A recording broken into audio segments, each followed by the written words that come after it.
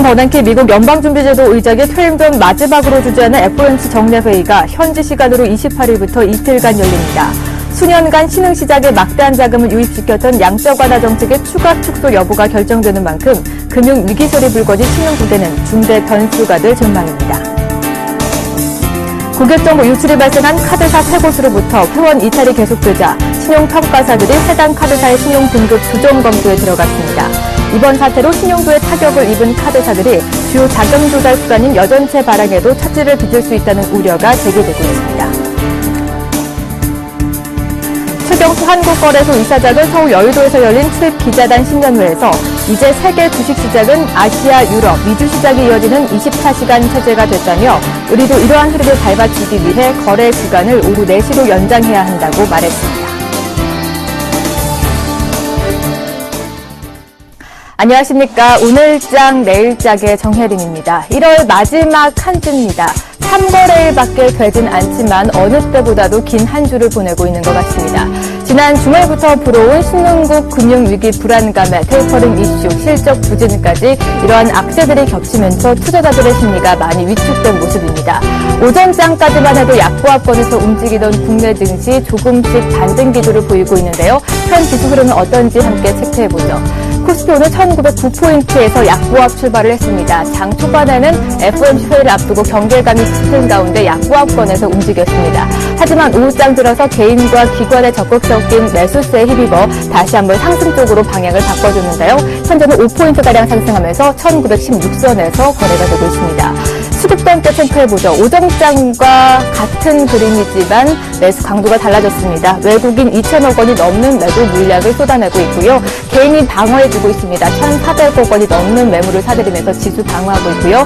개인도 함께 보태고 있습니다. 600억 원가량 사들면서 매수 우위 나타내고 있습니다. 코스닥 시장도 함께 체크해보죠. 오늘 코스닥 508포인트에서 강보합 출발하긴 했습니다. 하지만 장 초반에 외국인의 매수세가 거해지면서 장중에 하락 반전하기도 했는데요. 다시 한번 상승폭을 확대해 나가면서 상승 쪽으로 방향을 틀어줬습니다. 1포인트가량 오르면서 509선까지 올라선 모습 510선 재진입 시도하고 있습니다. 수급 체크해보도록 하겠습니다. 거래소 시장과 비슷한 그림 장 초반까지 연출되고 있긴 했지만 오르장 들어서 조금 달라졌습니다. 외국인이 73억 원 매도하고 있고요. 장 초반에 매수 나타내던 개인도 매도세로 방향을 틀었습니다. 28억 원 매도 우위, 기관만 사주고 있네요. 90억 원이 넘는 매물을 사들이고 있습니다. 외환 시장도 체크해 보도록 하겠습니다. 차익 실현 부담감에 오늘 외환 시장 1079원대에서 하락 출발을 했습니다. 월 말이고 또 설 연휴를 앞두고 수출업체 내고 물량 부담이 더해지면서 낙폭을 확대해 나가고 있는데요. 하지만 하락 압력은 FOMC 회의를 앞두고 경계감이 짙은 가운데 추가 하락은 하지 않을 것으로 보입니다. 현재는 4원 90전 하락한 1078원대에서 거래가 되고 있습니다. 이 시각 지수 흐름까지 체크해봤고요. 이어서 이슈 진단과 함께 마감 전략도 꼼꼼하게 세워보도록 하겠습니다.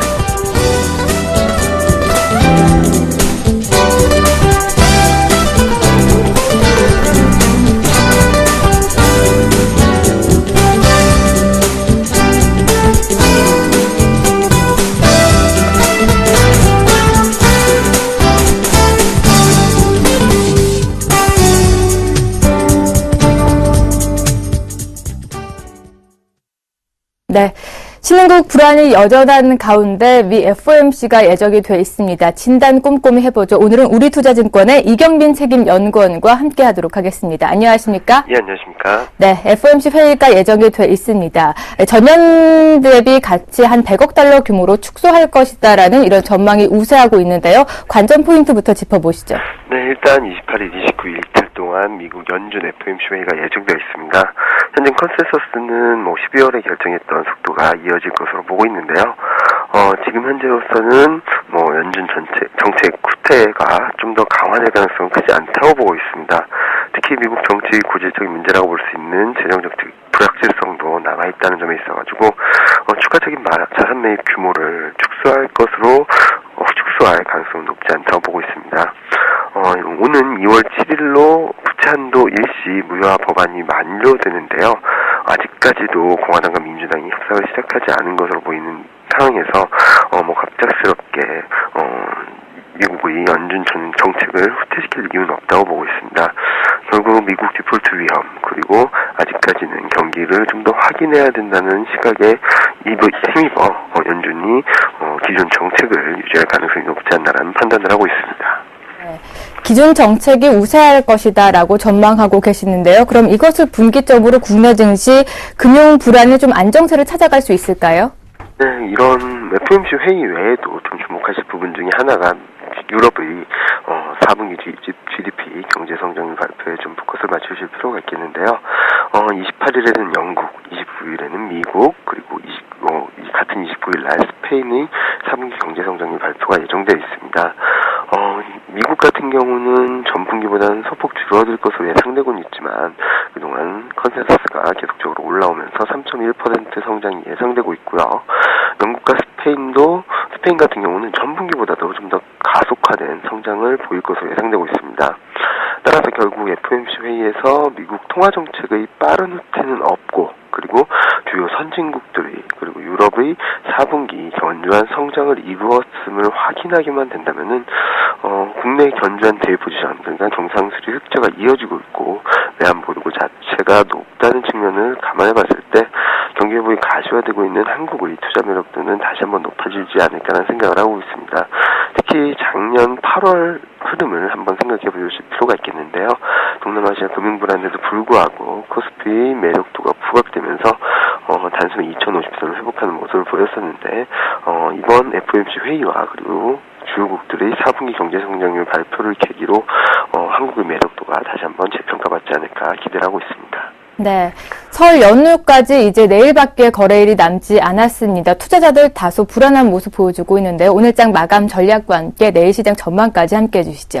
네, 오늘 같은 경우는 1915포인트, 그러니까 어제 같은 경우 1900선에서의 지지력을 보이고 1910선을 회복, 그리고 오늘 같은 경우는 1910선의 지지력을 바탕으로 다시 한번 1915포인트까지 넘어서는 모습을 보이고 있습니다.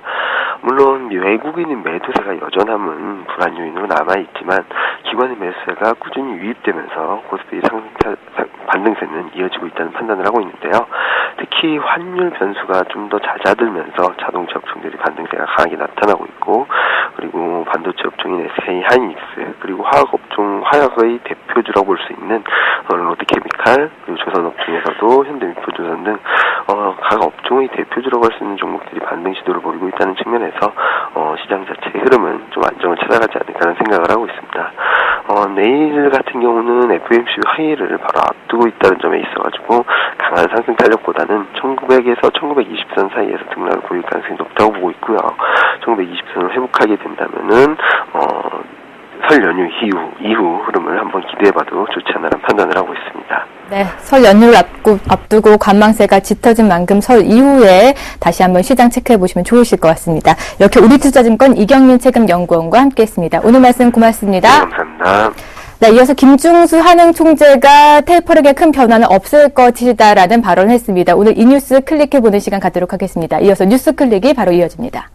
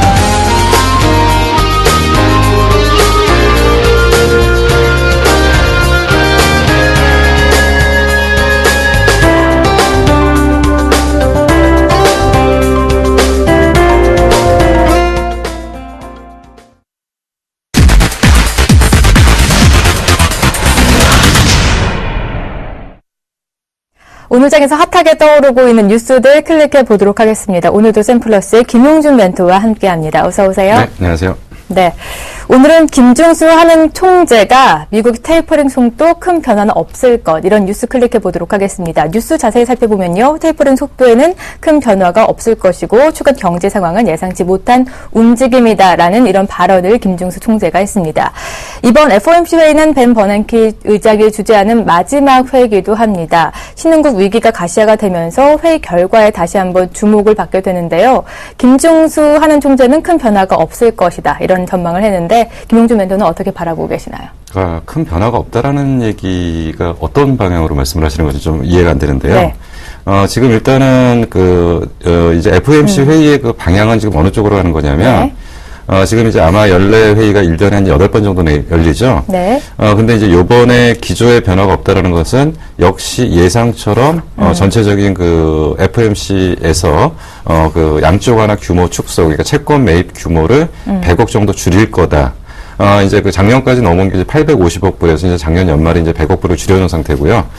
추가적으로 100억 불을 더 줄일 거다라는 얘기고, 지금 이제 여기서 이제 얘기를 하는 것들이, 100억 규모의 그 부분을 줄이는 이유 중에 하나가 뭐냐면, 이제 FOMC에서 전제를 깔았던 게 뭐냐면, 자기네들이 양쪽 하나 규모 축소를 하겠다라는 것은 경기 회복이 전제되는 것. 네. 그래서 경기 회복이 물가, 부분에 문제가 안 미치는 것. 그래서, 인플레이션 비율 2%, 그리고 이제, 그 실업률 기준으로 6.5% 이하에서 시작하겠다고 했는데, 조금 빨랐죠. 이제 7%대에서 지금 시작을 했는데, 그렇기 때문에 속도는 좀 완만하게 진행되지만 계속적으로 지금 진행되는데, 그래도 견딜 수 있다라고 하는 것이 이제 미국의 경기 회복, 그러니까 GDP 성장률이 지금 4분기 기준으로도 3% 이상 나올 거라고 보는 건데, 여기서 이제 문제가 되는 부분이 뭐냐면 미국의 경기 회복이 돼서 테이퍼링 지속하는 건 알겠는데, 네. 이 부분의 피해를 어디서 입고 있냐면 신흥시장에서 입고 있다는 거죠.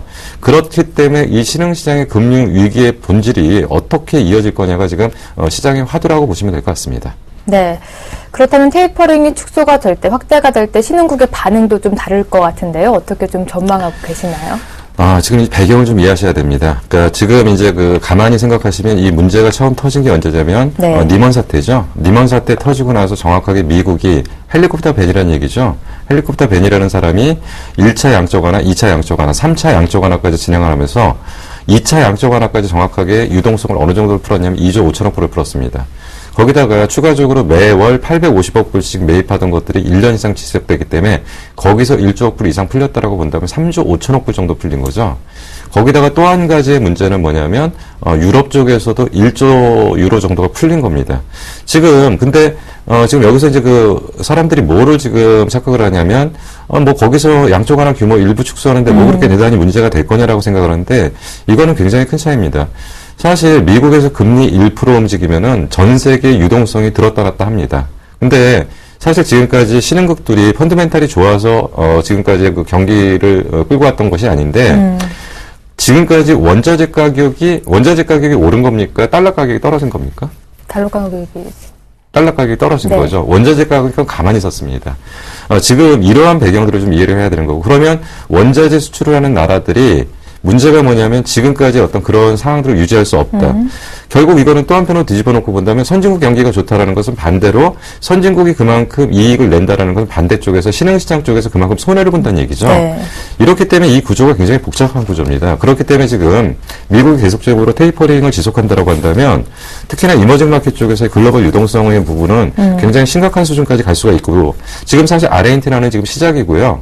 이것이 과연 어디까지 지금 확산될 건지 뭐 그렇게 만만하게 보기는 좀 만만치 않다라고 좀 봐야 되는데 자, 그러니까 우리가 이제 기본적으로 지금 깔고 있는 부분에서 어쨌든 지금 대전제가 되는 것이 지금 이제 기사의 내용 중에 핵심은 결국 8회에 걸쳐서 100억 불씩 계속적으로 줄여나갈 거다. 그러면 네. 지금 8회가 끝나게 되면은 유동성 규모 그러니까 양쪽 하나 규모 축소가 제로가 되겠죠. 근데 여기서 더 겁나는 게 뭐냐면 사실은 바로 뒤집어서 지금 최저금리 수준이잖아요. 최저금리 수준에서 금리를 올릴 거냐의 문제고요. 금리를 올린다라고 한다면 그 뒷부분에서 그러면 나머지 유럽 쪽도 지금 경기 회복이 지금 진행되고 있는데 과연 유럽 쪽도 그 유동성의 속도 조절을 할 거냐. 지금 그 세계 화살이라고 그러는 일본에서도 어마어마하게 유동성을 지금 살포하고 있었는데 과연 이쪽들이 유동성을 축소할 거냐.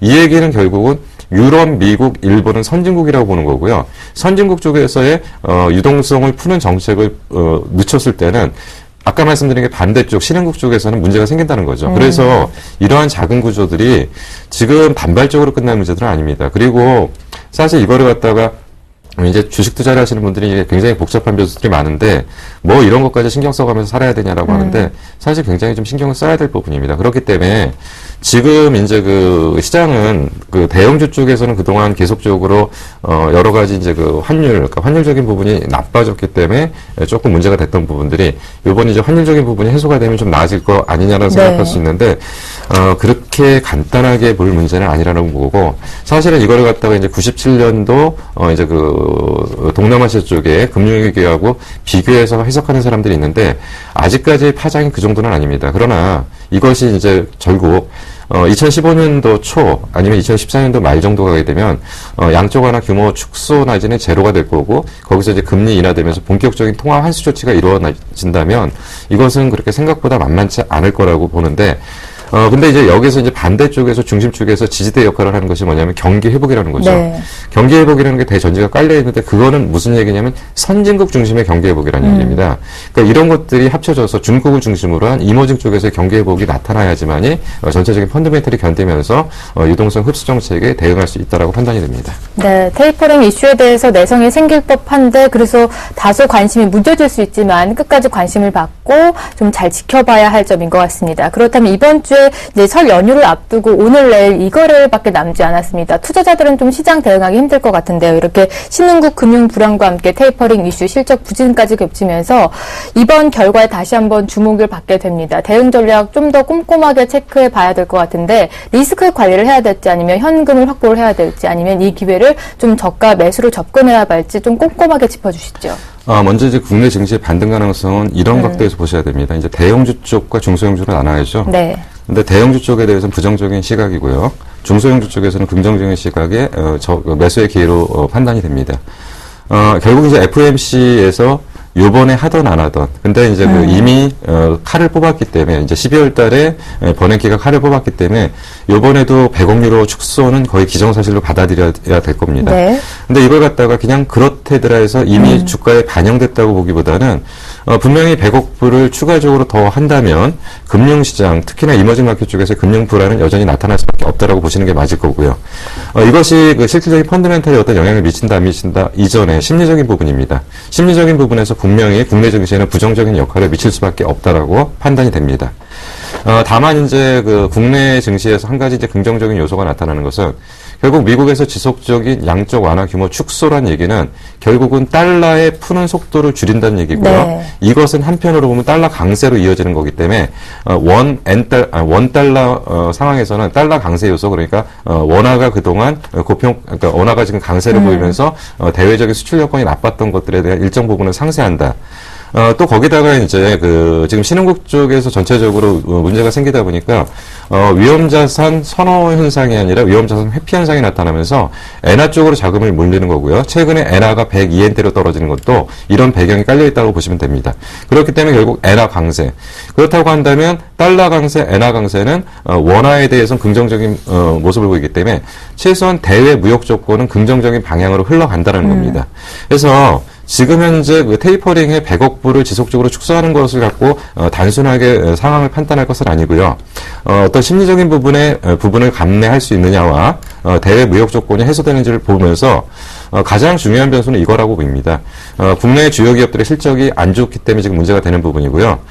중국의 디커플링, 중국과의 디커플링, 커플링입니다. 중국과는 지금 철저히 커플링인데 중국 상황이 지금 안 좋은데 중국 상황도 역시 금융에 대한 부분들이 어느 정도 해소되고 상황이 워낙 이제 바닥권에 있기 때문에 돌아 나올 때 본다면 국내 증시는 중국의 문제와 주요 기업의 실적의 변화들 그리고 대외 여건의 환율의 변화에 의해서 장의 반등 시점은 결정되는데 다소 시간은 필요하다고 보시는 게 나을 걸로 판단이 됩니다.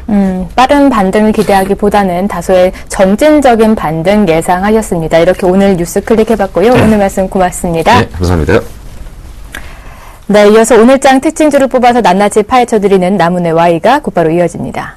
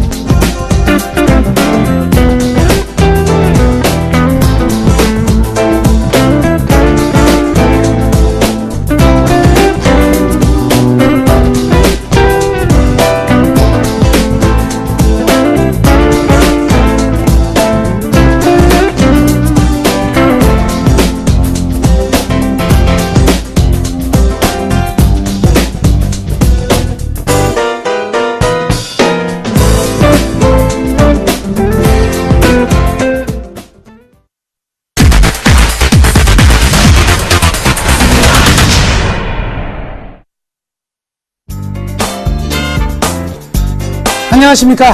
2시 20분에 만나는 남원어 멘토의 Y입니다. 자, 오전장 제가 지수 반등이 나올 수밖에 없다. 그리고 저가 대형주 중에서 낙폭 과대 종목들이 이제 리스크가 어느 정도 사라지면서 올라가는 종목이 있을 것이다. 대우건설 이야기를 해드렸는데, 아침에 이야기했을 때 대우건설 1% 왔다 갔다 했었는데요. 지금 너무 강세가 지금 나타나고 있습니다. 아침에 운 좋게 잡으신 분들은 축하드리고요. 지금 당장 추계 갈 자리는 아니죠? 이런 종목들은 항상 어떻게 해요? 쌍바닥을 기다렸다가 한번 재매수 타이밍 잡으신다면 좋을 것 같습니다. 하여튼요, 시장의 분위기는 조금은 나아진 것 같아요. 그죠? 조금은 나아지는 흐름들이 전개되고 있고요. 역시 환율 부분에서 안정을 보이고 있기 때문에 수출주들, 특히 자동차, 그리고 오늘 통신주 같은 경우에도 흐름들이 굉장히 좀 양호한 상황인데요.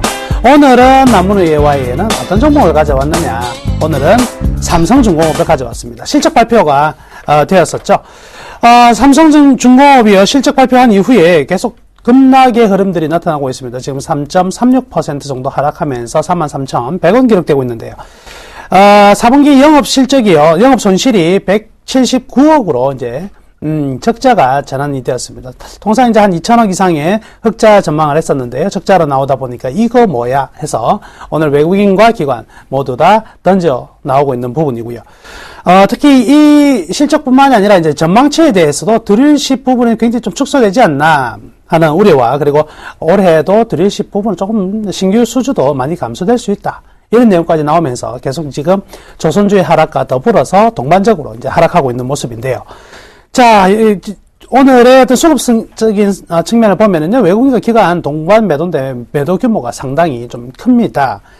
그렇지만 좀 재밌는 사실은요, 연기금이요, 지난주에요, 35,000원대에 약 한 80만 주 정도가 들어왔어요. 물론 그 기간, 외국인들은 한 150만 주 정도 매도를 했는데, 연기금이 80만 주 이상 35,000원에 들어온 이후에 전혀 지금 매도가 나타나고 있지 않은 상황이거든요. 물론 이제 나타난다고 해봐야 2, 3만 주 정도밖에 안 되니까 전체 규모에 비해서는 굉장히 작은 물량 정도밖에 되지 않는 상황이다, 이렇게 보면 되겠네요. 그러면 외국인과 연기금의 힘겨루기 속에서 외국인 매도가 좀 더 많은 부분이고, 이에 따른 수급 악화가 좀 현재까지 종목의 가격이 좀 많이 떨어지고 있다, 이렇게 봐도 될 것 같습니다. 자, 외국인들은 지난 10월부터 이제 매도를 하기 시작했는데요. 그 10월 매도 가격이요, 45,000원입니다. 그래서 10월 45,000원부터 계속적으로 매도를 함으로써 파동상으로 지금 한 1단, 2단, 3단. 자, 제가 이런 말씀 해드렸나요? 주가가 빠질 때는 몇 단으로 빠지냐? 3단으로 빠져요. 우리 한 대 때리면, 참는다. 2대 때리면, 참는다. 3대 때리면 어떻게 되는 거예요? 그냥 뻑! 그죠? 예.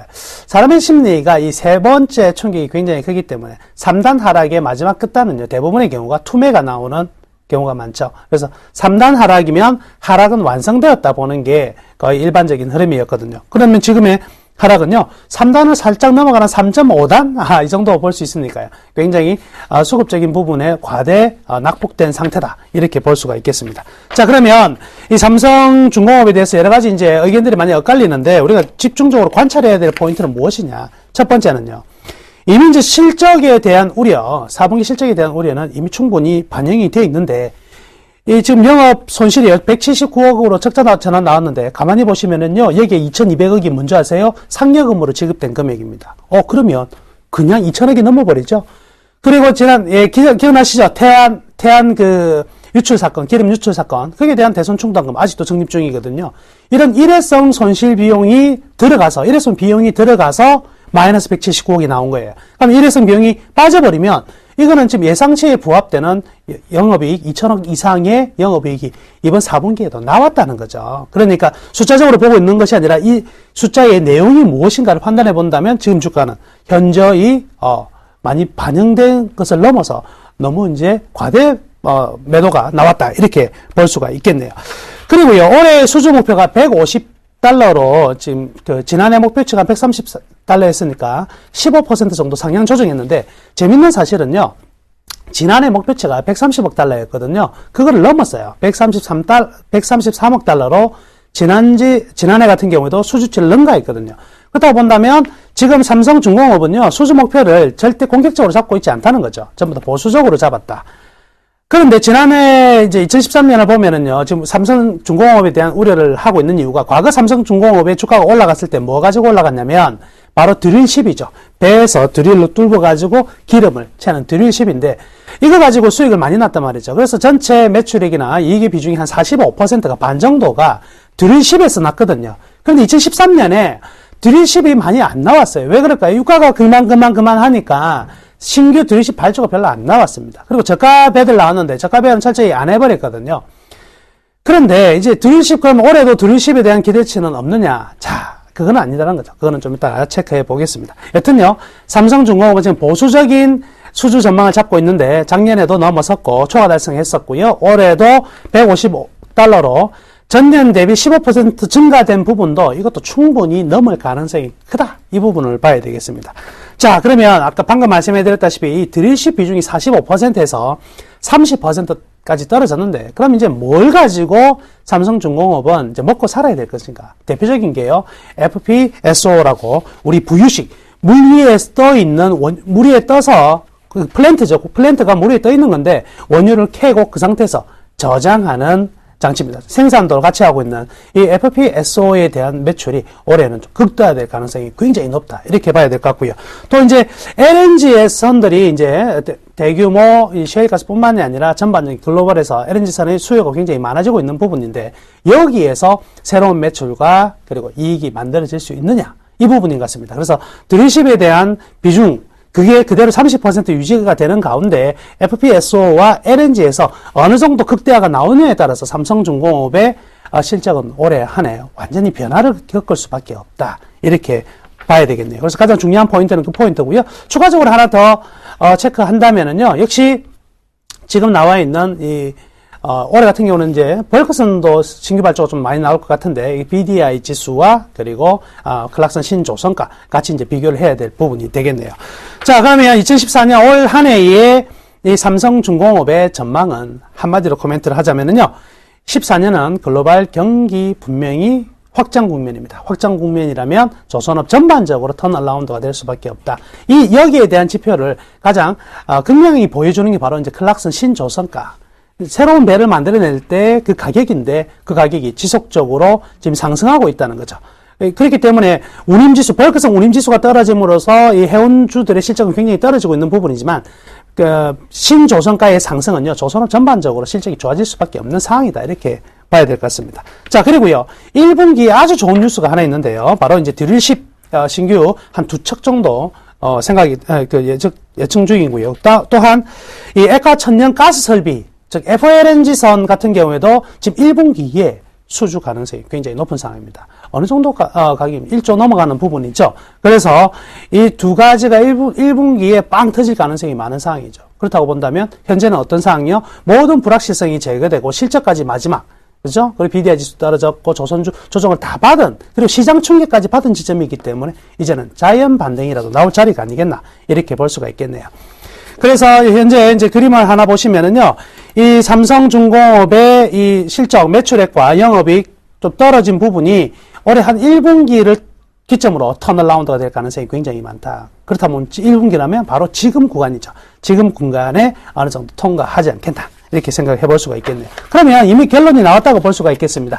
이 주식, 우짜까, 사까 말까, 우짜까 사야 된다. 이렇게 말씀해 드리겠습니다. 일단은 매수를 시작해야 된다. 이렇게 말씀해 드렸는데 이미 실적에 대해서 너무 과도하게 반영된 부분이 있고요. 여기에다가 기분 좋게 지수까지 폭락했잖아요. 시장 충격까지 더했으니까 이 가격은요, 정말 유식한 말로 땡큐 이렇게 되는 거죠. 그래서 굉장히 낮은 가격에 가격적인 매력이 굉장히 부각될 수 있는 부분이다. 역사적으로 이 밸류에이션 상태는 저점이다. 이렇게 볼 수가 있겠고요.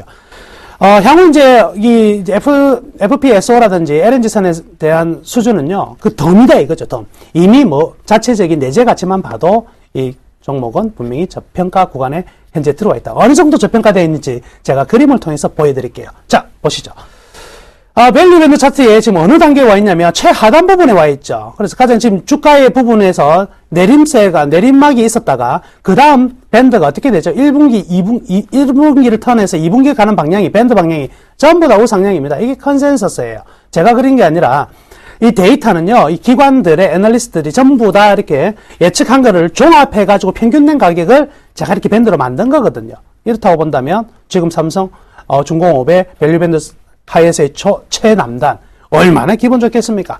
따라서 33,000원 이하라면 아주 안전한 매수 가격이 될 것이고요. 33,000원 이하가 아닌 33,000원 근처만 하더라도 매수에는 분명히 굉장히 매력적인 구간이다. 나중에요. 한 달 뒤면 여러분들이 후회하실지도 모르겠지만 반드시 이 종목은 우리 일단 담아보는 쪽으로 제가 추천하도록 하겠습니다.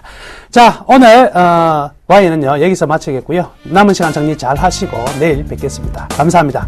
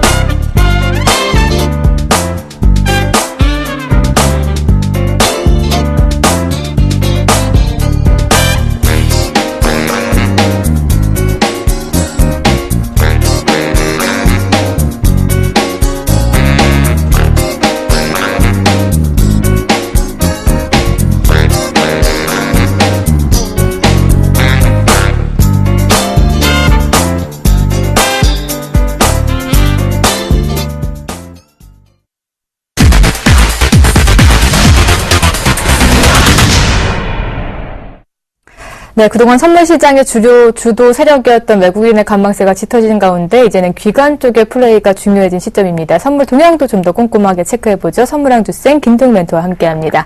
안녕하십니까? 네, 안녕하십니까. 네, 오전장에는 외국인이 나홀로 매도 출발을 했는데요. 오후 들어가면서 매도 강도 축소하면서 매수 쪽으로 다시 한번 전환해준 모습입니다. 현재는 외국인 혼자 나홀로 매수 확대해 나가면서 시장 상방으로 열려 있는데요. 오후장 마감 전략과 함께 황금 라인 한 번 더 잡아주시죠. 자, 일단 어제도 그렇고 오늘도 그렇고 오전장 황금 라인에서는 무조건 여러분들께 자신있게 매수를 봐라, 공포에 매수를 해야 된다라고 말씀을 좀 드렸었고요. 어제는 그 속에서 오후장에서 마지막에 매도를 봐라라고 해서 수익을 챙겨드렸습니다. 자, 그러면 오늘도 제가 매도를 봐라라고 말씀을 좀 드릴까요? 아닙니다. 오늘은 결국은 마지막까지 매수를 봐라라고 말씀을 좀 드리겠고요. 여기서 추격 매수를 하기가 어렵다라고 한다면 매매를 종료하자라고 말씀 좀 드리겠습니다. 좀 중요한 자리에서 계속 위쪽으로 좀 올라와 있고 학습 효과의 반대가 나올 수 있는 시점이기 때문에 그것을 좀 체크해서 미리 말씀을 좀 드렸고요. 끝까지 매수로만 보고 매도가 나오는 부분에서는 버리고 내일을 준비하자라고 말씀 좀 먼저 드리겠습니다. 시장은 수급적인 측면에서 강하게 들어올리는 거다라고 생각하면 착시 효과가 분명히 발생이 되고 있겠고요. 현물이 지수를 상승하면서 견인하고 있는 중이겠고요. 전체적으로 메이저의 수급은 관망세가 아주 짙은 상태입니다. 어제와 마찬가지로 개인들 쪽에서는 매도 포지션들을 계속 어제와 마찬가지로 지속되고 있는 상태에서 외국인들의 매수가 확대되고 있기 때문에 이것이 시장을 상당히 들어올린다라고 생각하는데 제가 계속 오전에서 이 얘기를 하다 보면 웃음이 나올 수밖에 없거든요. 네, 표면적으로 충분히 그렇게 이해할 수 있는 위치인 것은 분명히 사실인 건 맞습니다. 하지만 이 외국인들은 관망하고 있다라는 것이 정확한 팩트라는 거겠죠. 기관계 쪽에서 금융투자창구 쪽에 매도 우위 쪽. 자, 과연 왜 이렇게 하고 있을까 싶을 정도이긴 한데요. 일단은 금융투자창구 쪽이나 투신 쪽 자신들의 포지션 정도로 좀 만들어내고 있는 구축 상태다라고 바라보실 수가 있겠고요. 옵션 시장 추이를 보면 콜옵션 쪽이 오히려 이제 다시 한번 반등치가 들어오다 보니까 아침 초반에 들어왔던 포지션들을 좀 빠져나가면서 시장 미국 쪽에서 그닥 좋지 못하고 지금 애플 쪽의 영향 때문에 이민이 나스닥이 상당히 좋지 못하죠. 그 부분과 FOMC 회의를 앞두고 있는 상태에서 관망시 뚜렷할 거다. 그러니 아직 불확실성이 해소되지 않았으니 하방이 분명히 내려올 것이다. 기술적 반등이다. 자, 그 부분 좋습니다. 예측하고 있는 부분 속에서 풋옵션 쪽의 드라이브 자체가 좀 더 많이 걸리고 있는 부분인데요. 자, 옵션 쪽은 다시 한번 강조하지만 구정 명절 지나고 봐도 충분히 승부 나올 수 있다라고 말씀 좀 드리겠고요. 프로그램 쪽 차익과 비차익 쪽 베이시스 자체가 좀 다시 강하게 올라오면서 차익 쪽에서 들어올리고 있습니다. 1.2대가 넘어서면서부터 들어올리고 있는데요. 하지만 비차익 쪽 꾸준하게 매도를 나오고 있는데 다행히도 이것이 지수와 연관되어 있는 현물 쪽으로 나오는 것이 아니라 다른 여타 쪽으로 단기적으로 급등을 했거나 또는 실적 우려감이 있는 부분 단기 어제 같은 경우도 방어가 잘 나왔던 종목군 쪽으로만 매도를 좀 때리면서 지수와는 좀 판이하게 다르게 움직이고 있는 프로그램 추이다라고 말씀 좀 드리도록 하겠고요. 오늘장 대형전략 앞에서 오후장에서는 미리 벌써 말씀을 좀 드렸는데요. 외국인들 매수 강도 잘 보자. 저도 그냥 그렇게 여러분들께서 분명히 아침이든 장중이든 장후든 대부분 이렇게 접하셨을 것 같아서 혼돈을 드리는 건 좀 어려울 것 같습니다. 그래서 저 역시도 자막 자체를 그렇게 잡아드린 거고요. 저는 이 관점에서 매수를 잡고 있는 게 아닙니다. 전 외국인들의 특징에 대해서는 과연 주도를 해서 핸들링을 하느냐 못하느냐의 강도만 체크를 할 뿐이지 현재 시장을 상승 쪽으로 베팅을 하고 있는 이유는 저는 어제도 매수, 오늘도 매수 계속 저가에서 매수를 잡고 끌고 올라가자라는 부분을 계속 잡았던 이유는 다른 수급 주체로 분석을 해놨기 때문에 그쪽으로 잡는다라고 말씀을 좀 드리는 부분이겠고요. 하지만 여러분들께서 외국인들의 매수 강도가 확대가 되면 될수록 상승이다라고 보시는 것이 좋을 것 같겠습니다. 자, 오전장에서 황금 라인 자체적으로는 이 부분을 잡아드렸습니다. 249.35. 자, 분명히 두 번의 꼬리를 살짝만 만들었지만 분명히 강한 지지력이 분명히 있다.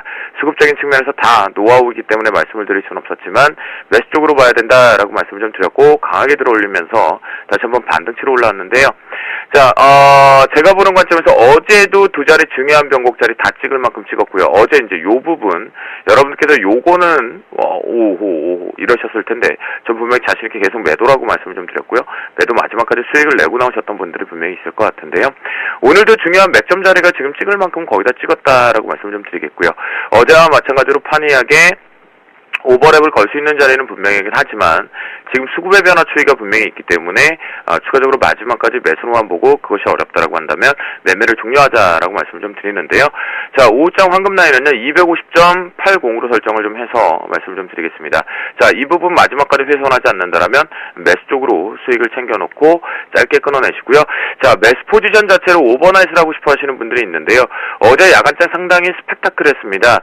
그 관점이기 때문에 오늘 역시도 야간장 스펙타클하다라고 저는 조금은 예측을 하고 있는 범위인데요.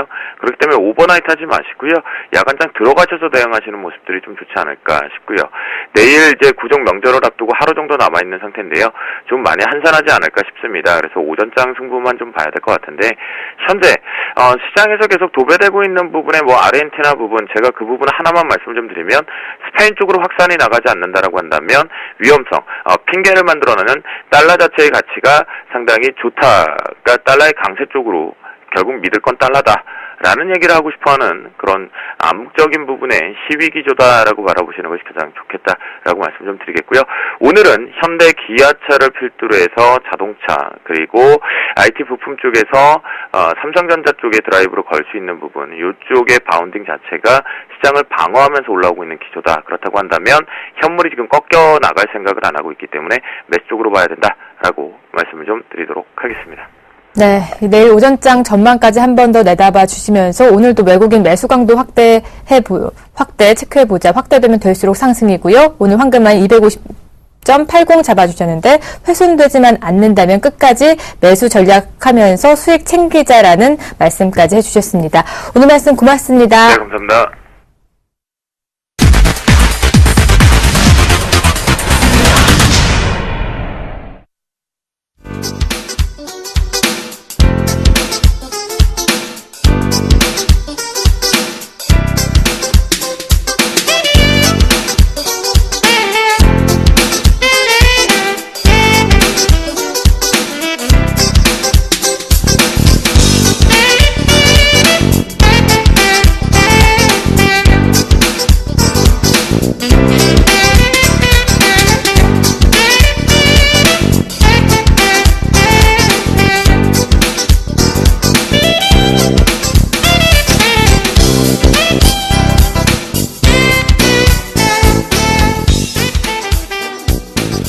네, 안녕하십니까. 김은희 멘토입니다.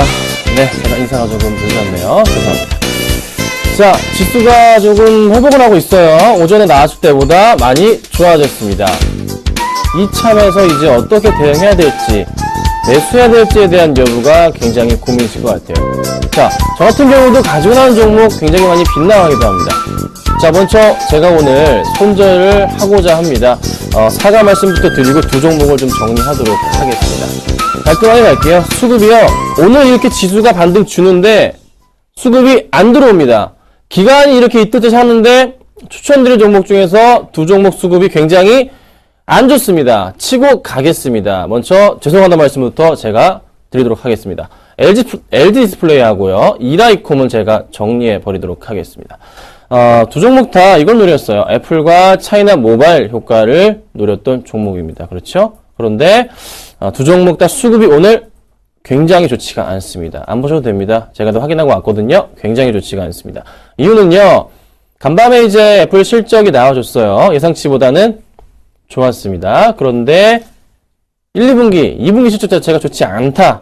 이런 이제 또 애플 쪽에서 2분기 실적에 대한 그 예상치 보고서를 냈는데 또 시장에서 예상하는 것보다 굉장히 많이 낮아졌어요. 그래서 그 영향으로 인해서 조금 오늘 관련주들이 죄다 많이 흔들렸습니다. 그래서 수급이 그래도 좀 버티면 제가 상관을 안 했을 텐데 수급이 안 좋으니까 칼같이 치고 가겠습니다. 마이너스가 조금 큽니다. LG 디스플레이 같은 경우는 마이너스 한 5% 정도 되고요. 이라이콘 같은 경우는 현재가 기준으로 해서 마이너스 10% 정도가 됩니다. 근데 제가 이 프로그램 말씀드릴 때 10%씩 계속 담으시라고 말씀을 좀 드려봤잖아요. 전체적인 포트에서는 큰 하락폭은 아니지만 어찌됐든 간에 비중을 크게 담으신 분들도 생길 수가 있기 때문에 그 점은 제가 정말 사과 말씀 좀 드릴게요. 제가 좀 더 종목에 좀 더 좋은 종목으로 매진해 보도록 하겠습니다. 그래서 최근에 추천드리고 있는 종목, 낮에 추천드리고 있는 한국전력이나 기아차 같은 경우 굉장히 좋은 흐름 보여주고 있고요. 그리고 YG엔터도 종가 기준으로 해서 소폭이나 좀 수익 중이죠. 요 종목으로 만회가 될 것 같아요. 잘만 좀 따라오십시오. 제가 먼저 한 번 더 상황 말씀 좀 드리도록 하겠습니다. 자, 힘내보도록 하겠습니다. 괜찮습니다. 또 갈 수도 있어요. 종목 손절 할 수 있는 건 대신에 손절하는 습관을 좀 가지십시오. 손절을 해줘야지만 다시 복구할 수가 있습니다. 자, 여러분 이게 있어요. 마이너스 50%가 계좌에 났습니다. 자, 그러면 그 종목이 얼마나 올라야지 원금 회복이 되죠? 100%. 딱 2배가 올라야지 마이너스 50% 복구가 가능합니다. 상한가 5번, 4번인가요? 4번을 가야지 2배 가거든요. 그래서요. 손절을 마이너스 한 7, 8% 내외로 깔끔하게 쳐버리는 것도 하나의 전략이거든요. 다른 종목으로 수익 내면 되는 겁니다. 그렇죠? 그 포인트 기억하시면 좋을 것 같아요. 자, 본격적으로 좀 얘기를 해볼게요.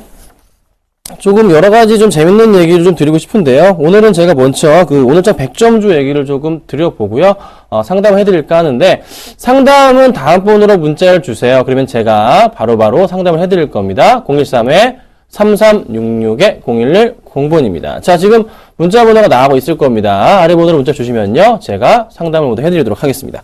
자, 바로 100점주 보겠습니다. 오늘 역시나 5가지 종목을 가지고 나왔는데요. 살펴보도록 하겠습니다.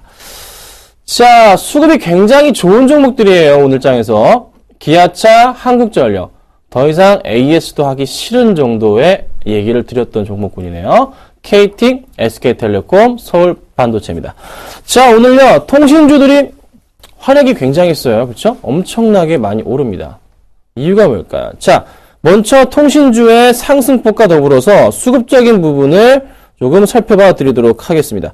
자, 먼저 SK텔레콤부터 살펴보겠습니다. SK텔레콤 살펴보자면요. 오늘 외국인들이 굉장히 많은 물량을 끌어주고 있어요. 상당히 많은 물량입니다. 그렇죠? 그래서 금액적으로 따져보자면요. 24억, 25억 정도의 매수세를 외인들이 강하게 보여주고 있습니다. 자, 차트의 흐름으로 보더라도요. SK텔레콤 같은 경우가, 죄송합니다. 이쪽이 아니네요.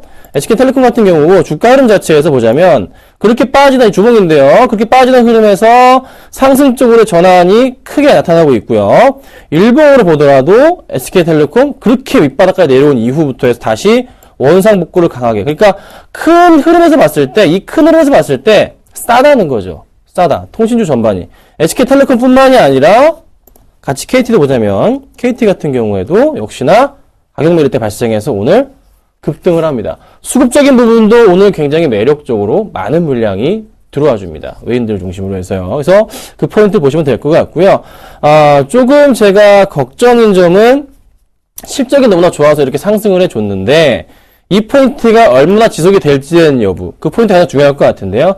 KT 같은 경우는 지금 60일선 라인을 뚫고 올라가는 포인트인 32,000원 라인, 박스권 그 상단 부분이죠. 이 포인트 뚫고 올라가는 포인트가 가장 중요하지 않을까 말씀을 드려보고요.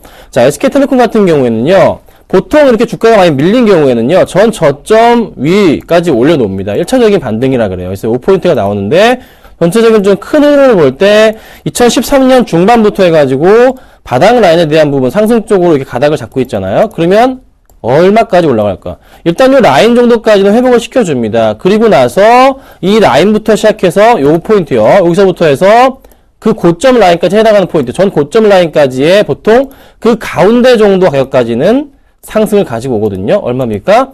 22만 5천 라인이 조금 들어오네요. 요 포인트. 요 정도 포인트까지는 상승이 좀 나올 것 같습니다. 그래서, SK텔레콤을 보유하고 계신 분들은 좀 홀딩하자는 말씀 좀 드리고 싶고요. 제가 SK텔레콤 계속 말씀드렸는데요. KT보다. KT 같은 경우도 상승 굉장히 크게 나와주고 있죠. 그래서 전 고점 라인 뚫고 가는 포인트 보시고서 대응하시고, 수급이 얼마나 더 좋아질지는요. 올해도 실적이 좋겠죠. 작년에 그렇게 힘들었는데 좋았는데. 그렇죠? 그 포인트 보시고 대응을 부탁드리겠습니다. 자, 그리고 이 종목이죠. 여러분 기억하세요. 기억하셔야 됩니다. 제가 서울반도체를 얼마 하면 사자고 말씀드렸습니까? 기억하고 계신가요? 44,000원, 45,000원 오면 사자 말씀을 드렸습니다. 그렇죠? 조정이 나오면 매수하자 이렇게 말씀드렸습니다. 지수 영향입니다. 하지만 가격이 왔습니다. 그러면 회사 펀더멘탈 문제 있나요? 없습니다. 매수하셔야겠죠. 그래서 매수하신 분들은 오늘 수익이 잘 나셨을 거예요. 그쵸? 조정이 또 나온 겁니다. 그래서 확실하게 바닥 라인에 대한 조정 포인트, 요 포인트를 제가 잡았던 거죠. 21선 라인. 그렇지만 21선까지 터치 나올 것 같아서 44,000에서 45,000 정도 내려오면은 사자 이렇게 말씀드렸습니다. 그래서 오늘 다시 뚫고 올라가는데요. 매수 가능하다는 판단입니다. 한 번 더 좀 싸게 잡으신다면 45,000원 아래 구간이 가장 좋은 가격이라 판단은 되지만 그래도 지금 가격 크게 무리는 없다. 왜죠? 이렇게 빠진 이후에도 수급이 좋아지면서 다시 끌어올려주니까 수급적인 매력도 실적 기대감 다 좋잖아요. 조금 장기로 보시고요. 하나 더 제가 이거 얼마 본다 그랬습니까? 얼마 기억하시나요? 10만원 본다고 말씀을 드렸습니다. 왜 10만원이라고 말씀드리죠? 서울반도체를. 자, 이렇게 2013년 초부터 해가지고 주가 흐름이 2만원대 25,000원 주가가 지금 45,000원까지 올라와 있습니다. 지금 주가 흐름이 계속 이렇게 크게 가고 있어요. 제가 처음에 말씀드렸던 포인트는 자체는 바로 이 포인트부터 말씀드렸잖아요. 이때부터 12월 중순부터 계속 말씀을 드렸습니다. LED 봐야 된다 말씀을 드렸습니다. 이유가 뭐죠? 자, 올해부터 개화되는 백열 전구 포인트, 그 포인트 보셔야 됩니다. 백열 전구를 사용을 못하게 되죠. LED 조명으로 바뀌게 됩니다. 그게 근데 개인의 문제인 건 아닙니다. 정부의 정책상 들어오는 거기 때문에 들어오는 금액이 크고 멈추지 않고 그냥 뭉탱이로 돈 줄게 깔어, 돈 줄게 설치해 이렇게 되는 겁니다. 그게 우리나라뿐인가요? 아닙니다. 전 세계적인 흐름입니다. 에너지 정책에 대한 부분이기 때문에 그 포인트를 놓치시면 안 된다. 이렇게 제가 말씀을 좀 드려보도록 하겠습니다. 자, 이렇게까지만 하고요. 문자번호 한 번만 더 띄워드릴게요. 013-3366-0110번입니다. 자, 제가 또 AS를 해야 될 것 같아요. 자화전자인데요. 자화전자는 제가 목표가 하향을 좀 하겠습니다. 이 종목이 제가 손절가를 2만원 잡았던 종목입니다. 자, 그런데 코스닥 영향을 굉장히 좀 많이 받네요. 자, 수급적인 부분도 체크를 해보고 갈게요. 자, 수급에서 보자면요. 최근에 자화전자 수급이 크게 문제가 있습니까? 없습니다. 그렇게 장이 흔들릴 때도 기간 매수가 들어옵니다. 강하게 계속 들어왔어요. 오히려 많은 물량을 더 사주면서 개인 물량을 잡아 먹어주고 있는 종목 중에 하나인데 오늘 기간대 매도가 나오는데요. 많은 물량이 아닙니다. 많은 물량이 제가 정리를 했겠죠. 자, 자화전자 금액 얼마? 수량으로 볼게요. 자, 수량으로 보니까 몇 주죠?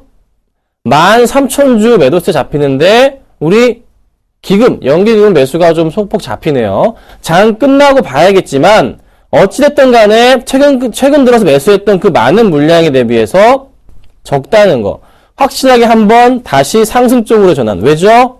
우리 여기서 지금 자화전자를 계속 여기서 지금 물려 계시잖아요. 이 포인트에서 이렇게 좀 물려 계신데 굳이 여기서 또 하락 쪽으로 전환이요? 하락 쪽으로 내려 꽂아서 손실을 내겠다고요? 아닙니다. 그리고 현 흐름상으로도 바닥권까지 내려온 모습이에요. 그렇죠? 상승 쪽으로 전환 크게 나올 겁니다. 조금만 기다려주세요. 제가 그래서 이 종목은 굳이 손절을 안 합니다. 가져갈 겁니다. 조금 더 지켜볼 거고요. 갤럭시 S5에 대한 모멘텀을 가지고서 좀 설명을 좀 드려보자 합니다. 아셨죠? 이 포인트 보시면 될 것 같아요. 자, 그리고 이 종목 있죠?